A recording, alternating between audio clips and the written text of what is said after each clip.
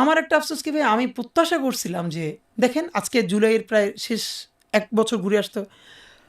জুলাই লিখে সার্চ দিলে আমাদের অগণিত গান, কবিতা, নাটক, সিনেমা, এগুলো আমাদের ইউটিউব ভরে যাওয়ার কথা।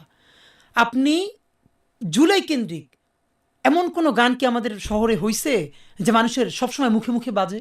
এই যে এটা আমি প্রায় বলি আর কি, সিনেমা ভাষা হইছে, নিয়ে দেখো, নাটক হইছে, কি হইছে আমাদের? যে আমার ভাইয়ের রক্তের আঙুন 21শে ফেব্রুয়ারি, ওই দিনকার রাতে গাফা চৌধুরী লিখে এবং ভাই ফেলছে। দেখেন 52 শহীদ মিনার সিম্বল হইছে বিধায় আজও আমরা 52, আপনার কি মনে হয় না এটা, আমাকে কেউ বকা দিলেও সমস্যা নাই, 52 থেকেও বেশি শহীদ, ও সার্টেনলি অনেকগুলো আন্দোলন, অনেক বাংলাদেশে বড় 90 এর ঘটনা। গণ অভ্যুত্থান, কত ঘটনা ঘটছে না?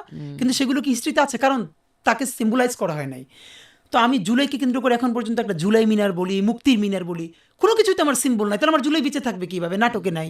আপনি জানেন এবং মুক্তিযুদ্ধে, দেয়াল লেখনগুলো মুছে ফেলা হচ্ছে কন্টিনিউয়াস, এবং ভাই কদিন পর আপনি তো দেয়াল জানেন লেখনও যে থাকবে না। আমরাই শুধু ইনকিলাব মঞ্চ থেকে যখনই বুঝলাম যে সব গ্রাফিতিগুলো মুছে ফেলা হচ্ছে, হ্যাঁ, তোমরা তখন আমরা সমস্ত গ্রাফিতিগুলো নিয়ে যে জুলাইয়ের গ্রাফিতি ও গাইল সমগ্র নামে একটা ডকুমেন্ট করলাম, যে অন্তত কিছু একটা ডকুমেন্টেশন থাকুক।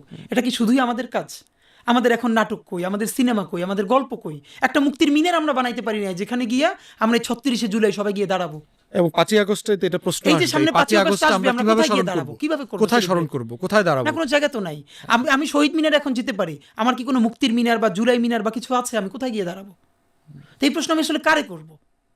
এখন এই কথাগুলো আমরা চিৎকার করে বলি, অসুস্থ হয়ে যাই, কিন্তু আমাদের তো আসলে